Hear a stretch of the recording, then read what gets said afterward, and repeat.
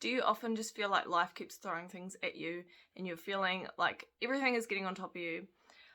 Well, on today's video, I'm going to be going through 5 things that you can do to stop feeling overwhelmed and stressed when life does do things like this. So, I'm Michaela Carpenter. I'm a nutrition and life coach, and I help people in healing their relationships with food. I think it's safe to say that most of us know what it feels like when everything just feels like it's happening at once and we just feel like we can't really get a break, and this can kind of cloud the way we feel and make us really either want to retract and not do anything, or we just start doing bits of everything and just feel really stressed out and just overwhelmed by it all. So I really wanted to break down 5 things you can do to really stop this from happening and work through these sorts of feelings.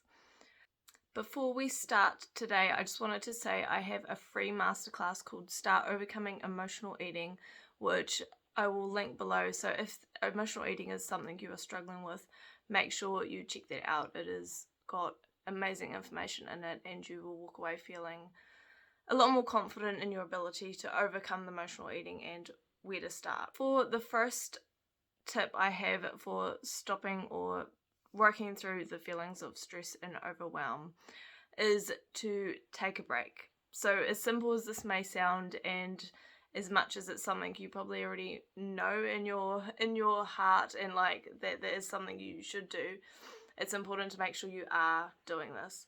So when life kind of feels like it is really throwing a lot at you and you are feeling like you are non-stop go and really just trying to figure out how everything is going to squeeze in, it's important to really take a break and just really almost ground yourself and really just take a breather and recognize that things are okay in the moment. Like, things are fine. Like, there may be a lot of outside noise and things that need done, but in the very present you can be completely calm and not, like, let yourself really be present and not be worrying about the rest of things. So this could look like just going outside, getting some fresh air, and really just sitting down for 5-10 minutes, just to really regather yourself and start feeling a bit different, and to be able to walk back in, or go through these things in your mind with a slightly different perspective on it. So like a refreshed sort of way of looking at it. So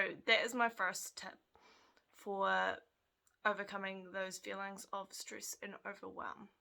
So the second tip, which I have spoken about before and may seem a bit counterintuitive with the title of this video, and I have been obviously using the word through the video, but I want you to try and stop using the word overwhelm. So it is an easy word to use. So when we are feeling like everything is getting thrown at us, it's easy to be like, oh my god, this is overwhelming and this is too much, like those sorts of reactions. And that really is what it is. It is a reaction, and it's a learned reaction to things. So if we want to kind of start really having a different perspective towards these things and stop feeling those feelings of overwhelm, it's important to try and stop using those words and stop speaking about things in that way when life is throwing you things, really changing the way we're talking about these things. So for example, having a more problem-solving attitude towards these things. So if it feels like there's lots of things being thrown at you in life, really when you think about it, saying things like, okay, there's a few different things going on right now. How can I handle this? How can I prioritize what I need to so that I can stay on top of these things and not let them feel like they are that word overwhelming. So really just shifting the perspective in terms of using the word overwhelm and just in general how you look at the situation. The next tip I have is to brain dump it all. So what I mean by this is really just get it all out. And by getting it out of our heads, we can really look at it in a different way. So really, brain dumping can do a couple of things. So it really allows it to obviously get out of our heads and not just be in our heads and feel like a whole lot of different things kind of going around in our heads. We can really see exactly what is the cause of the way we're feeling and what are the things we need to kind of work through and deal with. So this also obviously gives us the opportunity to really have that different perspective, so it's not just the thoughts in our head. We're able to really, look at it and see what it is that really needs done, and we're able to kind of prioritize things and just look at it in a way where we can be like, okay, well, how am I going to fit these things in? What is a priority? What maybe can take a back seat and is not a priority right now? So it just allows us that space to really look at things in a different way, and also just get it out of our heads and not let it feel so consuming on us. And yeah, it can just really take some of the power away from the thoughts and from the stuff that is making us feel a certain way. It really allows us to take control and to be able to manage those things a bit better. So I kind of mentioned it in the point before this one, but it also allows us to prioritize and manage these things and really have a plan forward. So a lot of the time stress is coming from just really not knowing exactly how things are going to look, how things are going to fit in, and just those kind of feelings of like, how am I going to get this to work? How is this going to fit into my life? Or, so that's kind of where stress tends to come from. So when we're able to really plan it out and have set, even like putting it into our calendars and be like, okay, I'm going to deal with this at this point.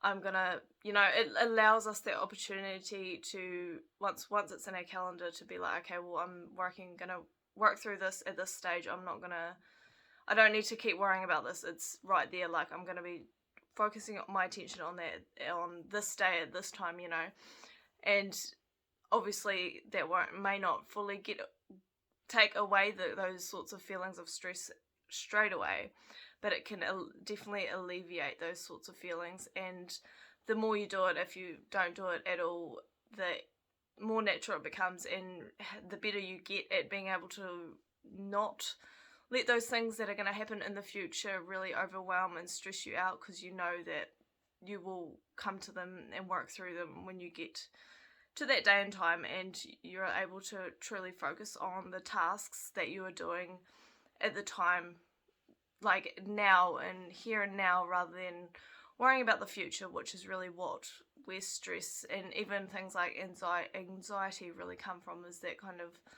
fear of the unknown, fear of how things are going to work and that sort of thing.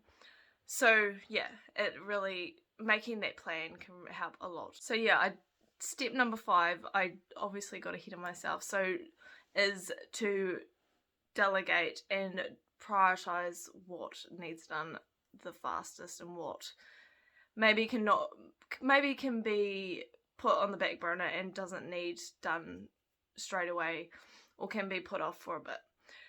So yeah, just really giving yourself that space to be like, okay, I don't actually need to be doing all of this at once. Like, this is the most important, or these are the most important tasks to get done. I need to focus on these things, and those other things, they can come and I can put them in my planner or my diary, and I know they're going to be dealt with, but right now they are not my priority.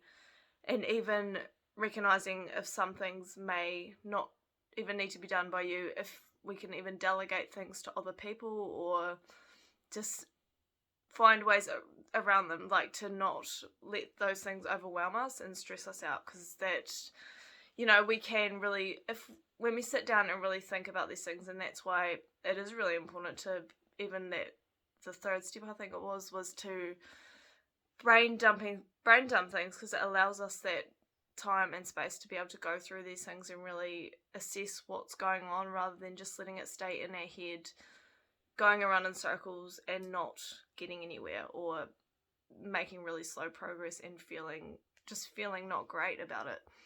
So yeah, that is the 5 tips. I think I've been calling them steps sometimes, but yeah, these are the 5 tips I have to stopping those feelings of stress and overwhelm, which can be very all-consuming and really take over just in general how we go about life, and how we are able to even do tasks that need to be done or we want to get done. So yeah, I hope you have found this really helpful, and let me know in the comments below what what you're going to be trying out to really help with those feelings of stress and overwhelm. And make sure you subscribe because I'm posting weekly videos, and yeah, I'll see you next week.